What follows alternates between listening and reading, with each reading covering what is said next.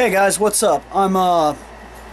This is, of course, if you guys can't tell, this is the next day of my days off, and I'm doing my editing. I'm watching one of my finals, and I'm sitting here sorting books, sorting hundreds of thousands of comic books, trying to get them all situated. I've got like a Justice League box to figure out what needs to be added and taken away, and just putting it all together. Here, I'll show you a little bit of it. See, I got my finalization playing right here, over here. And of course, it's playing from the computer and on there and whatnot. But yeah, down here, I have hundreds of comics. This is, of course, the newest book, the hardcover that was released, Volume 2 for the Justice League, and on my Volume 1, so I have all the newest stuff in the back, and then it goes the JLA years that came out, and I got pretty much the entire thing of the JLA, and then up here is Task Force and a couple of storylines like Cry for Justice and stuff like that, so that's pretty sweet. Basically just wanted to say that I'm getting some stuff done, and hopefully Jason will be over after a while. I can stop working and have some fun.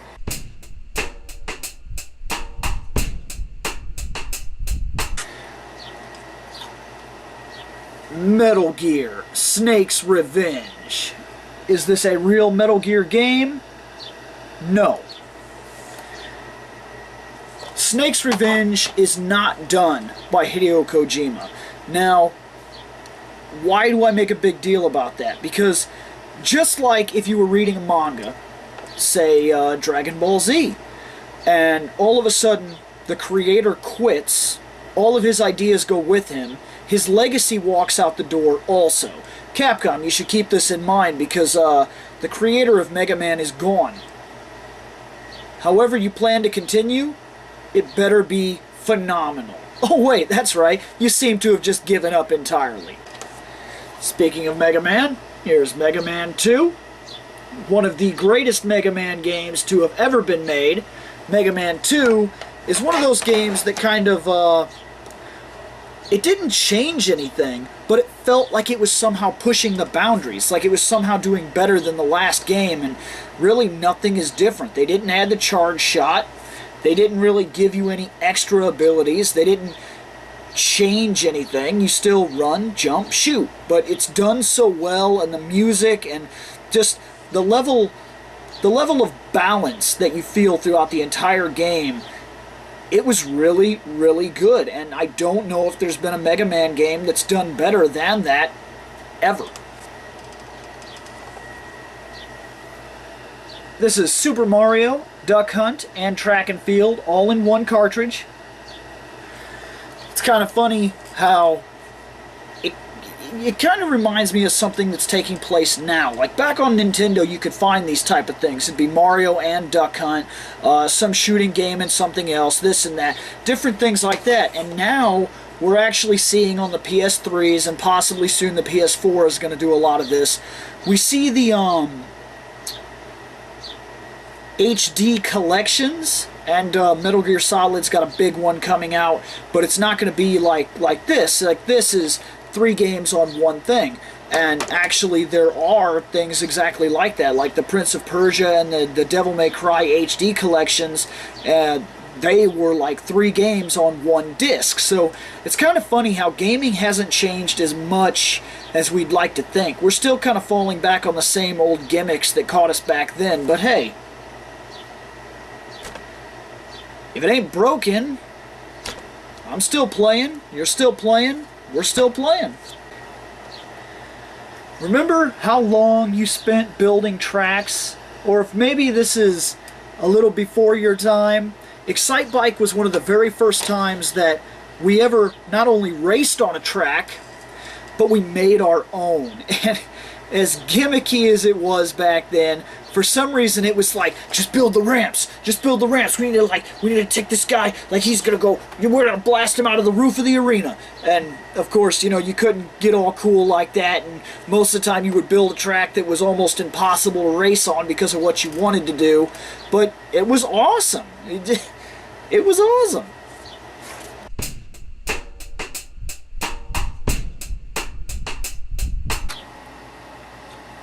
Star Wars. This is Star Wars Masters of Teras Kasai or something like that. Look, I'm not going to pretend to know exactly how to say that. All I'm going to say to you is that if you are a fan of fighting games, if you like fighting games with really good combos, fighting games with lightning fast reaction time, with well-designed characters, with great visual effects, with a smorgasbord of just mastering, like easy to start, difficult to master. Once you've mastered the game, you know, the newbie doesn't come in and rock all over you. We're talking like, this is not that game. Game sucks. It's a terrible game. And we need to go to something else to forget it. Tomb Raider 1. It's where it all started, guys. It's where it all started. This game, and I don't know why. I can't say that it was necessarily revolutionary, and I can't say that having a female in the lead was something that we were necessarily unused to. But if I had to guess what made this game so big, what really drug this game to the level that it reached is, one, it was a lot more open world than I think we were used to at the time. The second thing that really catches my attention, even to this day, is that it was a woman. Not only was it a woman, but even though she was a sexy woman, it was taken seriously. Like, they portrayed her more as a person. And even as the years went on, the sex appeal got a lot more in your face, especially since her top started cutting all the way down to here, which, look, I'm not going to complain about that, but at the same time, I'm going to say that it kind of took away from what they were trying to do. They wanted an Indiana Jones type of upper-class English adventure lady that could fall back into the 1930s serial action stars and be right on par with what they were doing. And as they sexualized the character more and more and more and more over the years, they kind of lost it. Luckily, it feels like it's making a turnaround nowadays, but we just won't know for sure until we let this series go 4 or 5 installments. Final Fantasy Anthology. All Final Fantasy fans, anybody that missed the Super Nintendo era, that has not bothered to go back, you have made a critical mistake. Critical. Find Final Fantasy Anthology, or go on to the network and buy 6, at least. 5 I'll also recommend, but definitely get Final Fantasy VI. It is by far one of the greatest, if not the greatest game in the entire series. Hands down, easily. I don't even have to argue, I don't have to work it up. All I'm going to do is say, go get it. If you haven't played it, you've made a tragic mistake, because Final Fantasy 13... it doesn't even come close.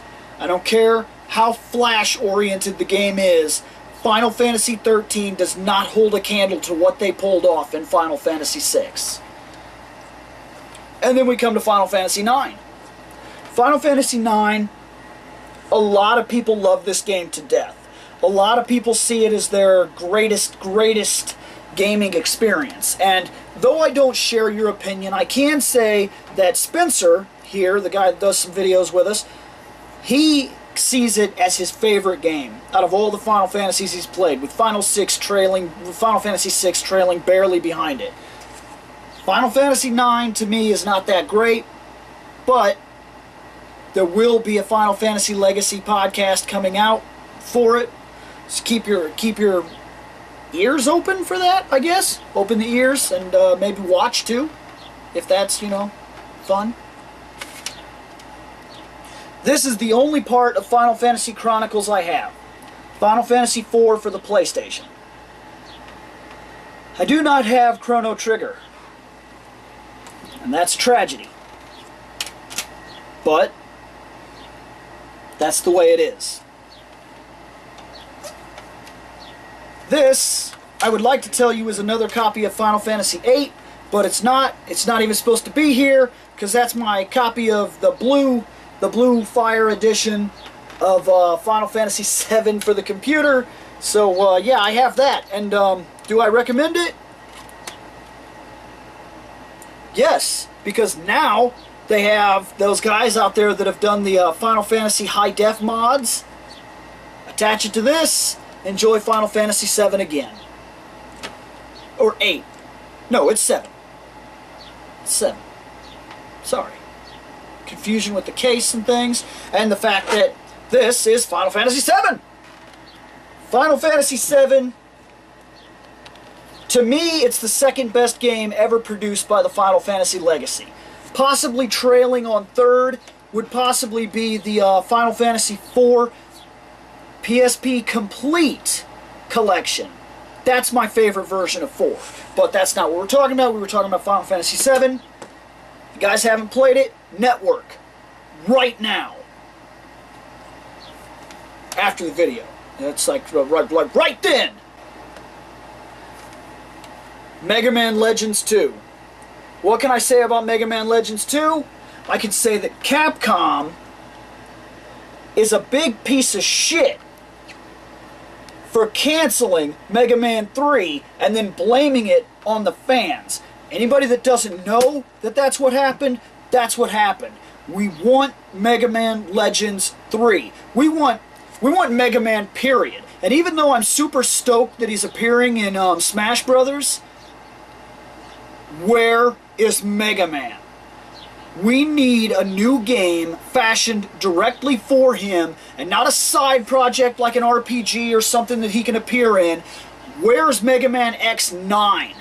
Mega Man X8, there's no excuse. Mega Man X8 was one of the, I think it was the best Mega Man X game in the franchise aside from Part 1. So there's no way you can make a game that's that good and then just cancel the series. And Mega Man Legends aside, that's a game that people have been looking forward to for years. Screwed out of it. And I hope Capcom gets what they deserve if they don't turn their crap around real soon.